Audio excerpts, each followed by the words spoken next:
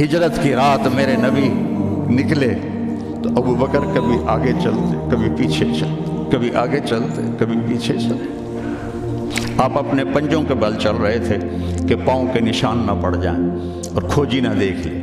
تو پھر آپ نے فرمایا ما لگا یا ابا بکر، ابو بکر کیا ہوا ہے؟ کبھی آگے آ جاتے ہو کبھی پیچھے ہو جاتے ہو۔ کہا یا رسول اللہ، جب مجھے خیال آتا ہے آگے کوئی چھپا ہوا دشمن وار نہ کر دے تو میں آگے ہو جاتا ہوں کہ میرے اوپر آئے آپ پہ نہ آئے، اور جب مجھے خیال آتا ہے پیچھے سے کوئی آ کے حملہ نہ کر دے تو میں بھاگ کے پیچھے ہو جاتا ہوں کہ آپ کے اوپر وار نہ آئے میرے اوپر آئے۔ اور پھر جب غار ثور پر پہنچے، جبل ثور، تو آپ چڑھ نہیں سکتے تھے، ساری انگلیوں سے خون نکل رہا تھا، جو کہ آپ ایسے چلے تھے ایسے۔ ابو بکر نے کندھے پہ بٹھایا اور پورا پہاڑ طے کیا، اوپر لے گئے، آپ کو باہر بٹھایا، سارے سوراخ بند کیے، اور اس کے بعد سوراخ زیادہ تھے تو پگڑی کو اتارا، اس کو پھاڑ کے سوراخ بند کیے، پھر اس کے بعد سوراخ زیادہ تھے، کرتے کو اتارا اور پھاڑ پھاڑ کے سوراخ بند کیے۔ ایک جس میں سانپ تھا وہاں اپنی ایڑی کو رکھ دیا، کہا مرحباً یا رسول اللہ۔ آپ اندر آئے تو اندھیرا تھا، آپ کو پتہ نہیں چلا، جب تھوڑی سی روشنی ہوئی تو آپ نے دیکھا نہ کرتا نہ پگڑی۔ ابو بکر مالک، یہ کیا ہوا ہے؟ تیرا عمامہ کدھر ہے؟ تیرا کرتا کدھر ہے؟ تو کہا یا رسول اللہ یہ سوراخ تھے، مجھے ڈر ہوا کہ ان میں کوئی چیز آپ کو تکلیف نہ پہنچائے تو میں نے اپنے کپڑے پھاڑ کے سوراخ بند کیے ہیں۔ تو ایک دم میرے نبی رونے لگے اور ہاتھ اٹھا کر کہا یا اللہ میں ابو بکر سے راضی ہوں، تو بھی اس سے راضی ہو جا اور اسے جنت میں میرا ساتھی بنا دے۔ تو ایک دم جبریل آئے، یا رسول اللہ، اللہ تعالیٰ فرما رہے ہیں ہم ابو بکر سے راضی ہو اور جنت میں آپ کا ساتھی بنا دیا۔ انہوں نے میرے نبی کی زندگی کو یوں سچ کر دکھائی۔ موسیٰ علیہ السلام کی قوم کو اللہ نے کہا جاؤ ملک شام جا کے عمالقہ سے لڑو،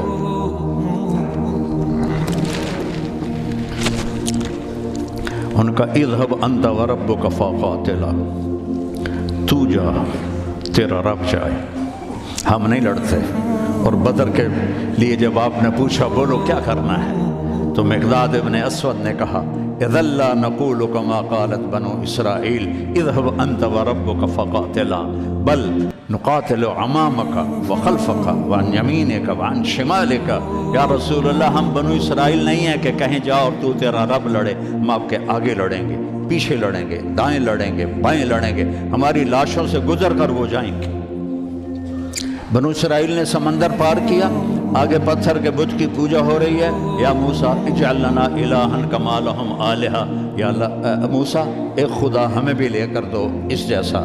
یہ بنو اسرائیل ہیں، اور میرے نبی کا انتقال ہوتا ہے پیر کے دن، اور ابو بکر صدیق اوالی گئے ہوئے ہیں اپنی دوسری بیگم کے پاس، ان کو خبر ملتی ہے تو وہ بھاگے ہوئے آتے ہیں اور آپ کے چادر ہٹا کر آپ کا ماتھا چومتے ہیں اور گرم گرم آنسو ماتھے پہ گرتے ہیں، وا خلیلہ وا صفیہ وا نبیہ۔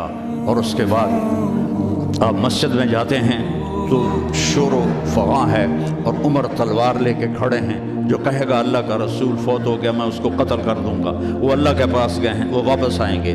تو ابو بکر ممبر پر آئے، کہا عمر اقعد اقعد، کھڑے ہوئے آدمی کو کہنا ہو بیٹھ جاؤ تو اقعد، وہ لیٹے ہوئے آدمی کو کہنا ہو بیٹھ جاؤ تو اجلس۔ یہ حسن عربی ہے کہ ہر حیت کے لیے الگ لفظ ہے، کھڑے کے لیے اقعد، لیٹے ہوئے کے لیے اجلس۔ عمر اقعد، کہا نہیں بیٹھوں گا۔ تو پتہ چل گیا کہ جوش میں ہے، ممبر پر آئے، ایھا الناس من کان یعبد محمدا فإن محمدا قد مات، جو محمد کی پوجا کرتے تھے وہ سن لو کہ انہیں اللہ نے بلا لیا، ان کا انتقال ہو گیا۔ ومن کان یعبد اللہ فإن اللہ حی لا یموت، اور جو ایک اللہ کی پوجا کرنے والے ہیں ان کا رب زندہ ہے، موت سے پاک ہے۔ میرے نبی نے ایسے لوگ تیار کیے جنہوں نے میرے نبی کی زندگی کو سچ کر دکھایا اور جانوں کے نذرانے پیش کر کے آپ کی زندگی کو دنیا میں زندہ کیا۔ اس لیے واحد جماعت ہے صحابہ کی جن کی زندگی میں ان کو جنت کے وعدے کر دیے گئے، کلن وعد اللہ الحسنی۔ اس میں سابقین بھی اور لاحقین بھی، سب کے لیے جنت کا اللہ تعالیٰ نے وعدہ فرما دیا ہے۔ ایک امت تیار کی، ایک امت تیار کی۔ سارے قرآن نہیں پڑھے ہوئے تھے، حضرت خالد بن ولید نے فجر کی نماز پڑھائی، تھوڑی سی آیات ایک جگہ سے پڑھی، تھوڑی سی ایک جگہ سے، تھوڑی سی ایک جگہ سے، اس طرح کر کے انہوں نے نماز مکمل کی، اور نماز کے بعد کہنے لگے لقد شغلنی الجہاد عن القرآن، بھائی معاف کرنا، جہاد کی وجہ سے میں تو قرآن بھی نہیں پڑھ سکا، لیکن بنے کیا وہ، بنے کیا، موتا کی جنگ ہے اور میرے نبی کے سامنے منظر کھل چکا ہے۔ آپ نے فرمایا تھا جب چلے تھے کہ پہلا امیر زید بن حارثہ ہوگا، یہ شہید ہو تو پھر جعفر بن ابی طالب ہوگا، یہ شہید ہوں تو پھر عبداللہ بن رواحہ ہوں گے، یہ شہید ہوں تو پھر جسے مرضی بنا لینا۔ ایک یہودی سن رہا تھا، کہنے لگا اعتراض گئے، یہ گئے، یہ نہیں زندہ آتے۔ تو اور وہاں 1,00,000 رومی اور 3,000 صحابہ۔ تو حضرت زید بن ثابت شہید ہوئے، اللہ کے نبی نے کہا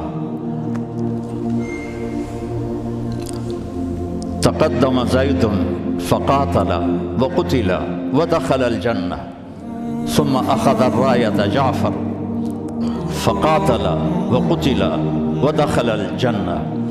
پھر عبداللہ بن رواحہ ایک کونے میں 3 دن سے کچھ نہیں کھایا تھا، گوشت کی بوٹی نوچ رہے تھے کہ آواز پڑی جھنڈا گر گیا ہے عبداللہ، تو انہوں نے وہیں پھینکا۔ پہلے 2 درویش تھے، فقیر تھے، یہ بڑے مالدار تھے، پہلے 2 مہاجر تھے، یہ انصاری تھے، 4 بیویاں تھیں، باغات تھے، غلام تھے۔ فتردد بعد التردد، تو تھوڑی دیر کے لیے بیوی بچے غلام باغات کا خیال آیا، تو کہنے لگے عبداللہ بیویوں کا خیال ہے سب کو 3 طلاق، باغات کا خیال ہے سارے صدقہ، غلاموں کا خیال ہے سارے آزاد۔ اقسمت یا نفس لتنزلن کارہۃ او لتطاوعن ان اجلب الناس وشد الرن ما لی اراک تکرہین الجنہ قد طالما قد کنت مطمئنہ هل انت الا نطفۃ فی شنہ۔ اے عبداللہ کافی زمانہ گزر گیا ہے زندگی گزارتے ہوئے، چل اپنے ساتھیوں کے ساتھ مل تو بھی۔ اور جھنڈا اٹھایا اور آگے بڑھے، اور آپ نے فرمایا اب عبداللہ نے جھنڈا اٹھایا اور آگے بڑھے اور قتل ہوئے، اور پھر آپ خاموش ہو گئے تھوڑی دیر کے لیے۔ انصار کہنے لگے کہ ہمارے اوپر قیامت ٹوٹ پڑی کہ کیوں رک گئے، کیوں رک گئے؟ دونوں کی دفعہ تو فوراً فرمایا، اب کیوں رک گئے؟ پھر آپ نے کہا وَدَخَلَ الْجَنَّةَ۔ تو انصار نے عرض کی یا رسول اللہ آپ رک کیوں گئے تھے؟ کہا وہ تھوڑا سا اس کے دل میں کھٹک آئی تھی، اس لیے جنت میں جانے میں تھوڑی دیر ہو گئی۔ اب جھنڈا گر گیا، ثابت ابن اکرم نے جھنڈا اٹھایا، کون لے گا یہ جھنڈا؟ انہوں نے کہا تو لے، تو بدری صحابی ہے۔ تو لے کہا نہیں میرے بس کا نہیں ہے۔ کسی نے آواز دی خالد کو دو۔ خالد کی پہلی جنگ تھی، صلح حدیبیہ کے بعد ایمان لائے، اور ان کی پہلی جنگ تھی۔ وہ فرمانے لگے بھائی میں تو ابھی مسلمان ہوا ہوں، کسی اور کو جھنڈا دو۔ کہا نہیں، سب نے کہا بس خالد خالد۔ انہوں نے ایک ہاتھ میں جھنڈا لیا، جب یوں تلوار کو جب اٹھایا نا تو میرے نبی نے فرمایا ثم صلی اللہ سیفا من سیوفہ، اب اللہ نے اپنے تلواروں میں سے ایک تلوار کو نیام سے باہر نکالا ہے، اور انہوں نے ساری رومیوں کی فتح کو شکست میں تبدیل کر دیا۔